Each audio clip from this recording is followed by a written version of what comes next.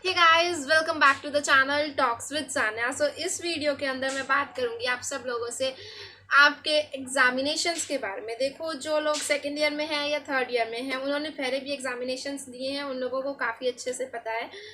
But you are the first year students जिन्होंने अब first time university exams देने हैं।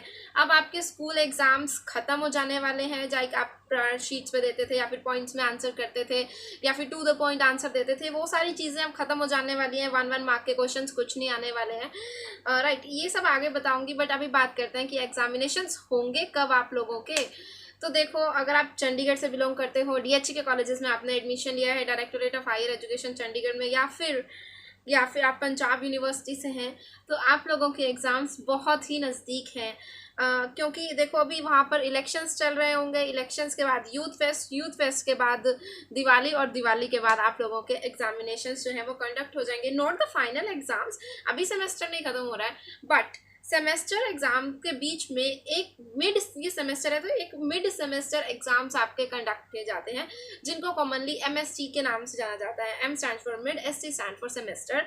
एग्जामिनेशंस आपके जो हैं कंडक्ट किए जाएंगे, जो जनरली 30 इतने ही मार्क्स के होते हैं, इससे ज़्यादा के कंडक्ट होते ही नहीं है। वो ये डिपेंड करता है आपके डिपार्टमेंट टू डिपार्टमेंट। कोई डिपार्टमेंट 30 ईच कराता है, कोई 40, इसी के अराउंड रेशो रहती है। लाइक जो BA वाले बच्चे होते हैं उनको तो 20 मार्क्स के भी कंडक्ट होते हैं। ये उसके अंदर आपके 5-5 नंबर के क्वेश्चन आएंगे, और एक आता है long question that matters with your 15 marks का क्वेश्चन आ जाता है। तो ऐसे ही होगा, मतलब एक नंबर वाले आपको इतना बेसिक इंटरनल ध्यान देने की कोई ज़रूरत नहीं है, because it's your college, it's not your school. क्योंकि आपको कैसे अटेम्प्ट करना है वो फर्दर वीडियोस के अंदर बताती रहूँगी। थोड़ा सा आइडिया दे रही हूँ अभी कि आपको डायरेक्ट मेन फोकस करना है length of your question rather the quality of your question. आपकी क्वालिटी कहाँ दिखनी चाहिए? आपके फ्लो चार्ट्स में, आपके डायग्राम्स में, आपके पॉइंट्स में आपकी क्वालिटी मैटर करेगी। रादर आप जाएंगे इतने बड़े बड़े पैराग्राफ्स लिख के आ जाएंगे, वो क्वालिटी नहीं मानी जाती है, चाहे आपने उसके अंदर इतना अच्छे से अच्छा ही क्यों ना लिख रखा हो। Your hand writing matters, your presentation matters, but quality आप अपनी दिखाएंगे कि पॉइंट्स में, कि टीचर को रिफ्लेक्ट हो माइंड में, यस इस बच्चे ने सब कुछ कवर किया है। पॉइंट्स आप ज़्यादा लेंगे, फ्लो चार्ट्स आप ज़्यादा यूज़ करेंगे, वो चीज़ें आपकी ज़्यादा मैटर करेंगी। बट होंगे कब एग्ज़ाम्स? बताया आपको कब होंगे एग्जैक्टली, दिवाली के बाद ये कंडक्ट होने वाले हैं आप लोगों के एग्जाम्स, क्योंकि और कोई चांस ही नहीं बन रहा है। ध्यान देंगे आप। और टीचर्स ने भी अभी तक आई थिंक रिलीज कर दिया होगा कि दिवाली के बाद, दिवाली के एकदम बाद नहीं हो जाएंगे। लाइक दिवाली, आपकी दिवाली की छुट्टियां ओवर होंगी, उसी वीक के अंदर आपके पास डेट शीट आ जाएगी, तो नेक्स्ट वीक से हो सकता है आपके एग्जाम्स जो है वो कंडक्ट करे जा सकते हैं, बट अभी नहीं है।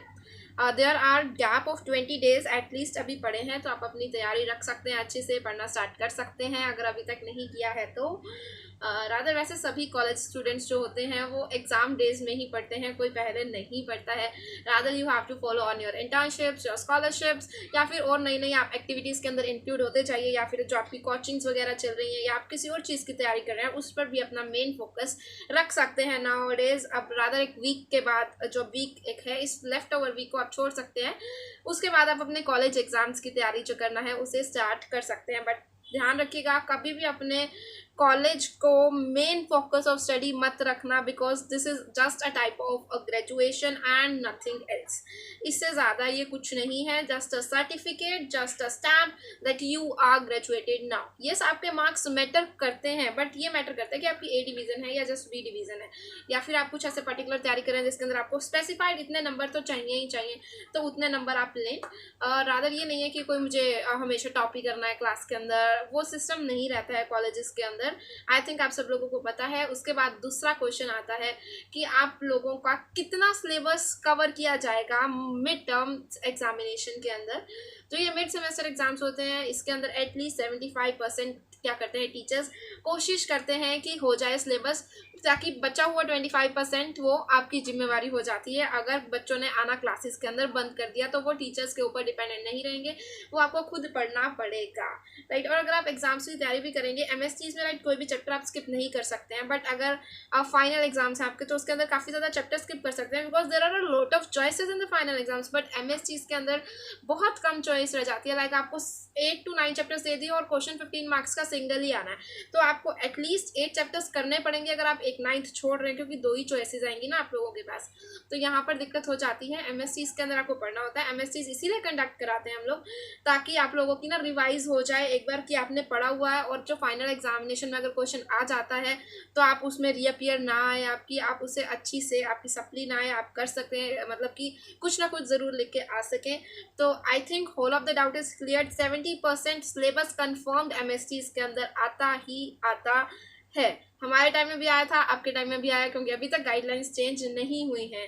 और जो अब एग्जामिनेशन होने वाले उसके अंदर एटलीस्ट 75% सिलेबस टीचर्स जो अपना कंप्लीट करा देंगे। बचा हुआ 25% टीचर्स कंप्लीट कराते हैं, लेते हैं टीचर्स जिम्मेवारी, बट अगर आप लोग ही क्लास के अंदर नहीं जाएंगे तो वो भी कराना छोड़ देंगे। तो वो कहेंगे लेट्स ये चीज़ें आनी है, ये चीज़ें इंपॉर्टेंट है, you can do at your own. तो ये कुछ सिस्टम रहता है। MSc तक जितनी पढ़ाई होती है कॉलेजेस के अंदर वही अच्छे से होती है। MSc के बाद बस समझ जाइए कि इतना नहीं होता है काम, बट यस हो जाएगा। बट बच्चे अपनी सोसाइटीज़ वगैरह के अंदर बिजी हो जाते हैं। यस कॉलेजेस के अंदर सोसाइटीज़ होती हैं बट छिपी हुई होती हैं, उन पर फोकस कीजिए, वहाँ पे भी एडमिशन लीजिए। जो नई नई एक्टिविटीज़ हो रही हैं उनमें भी कॉप अप कीजिए, और अपनी जो कोचिंग वगैरह है वो करिए। साथ साथ कॉलेज साइड बाय साइड चलता रहेगा, राइट। कि ऐसा नहीं है कि ये नहीं चलेगा। क्लासेस के अंदर आप लोगों ने जितना सुन लिया ना, that is more than sufficient होता है आपके लिए कॉलेजेस के अंदर। इससे ज़्यादा कुछ नहीं है कि आपको ट्यूशन रखने की जरूरत है एंड ऑल।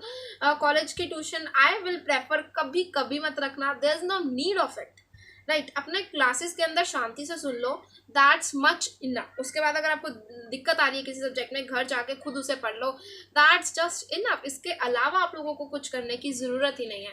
तो अगर कोई भी डाउट आता है इन टॉपिक से रिलेटेड, प्लीज़ आप मुझे बता दीजिए।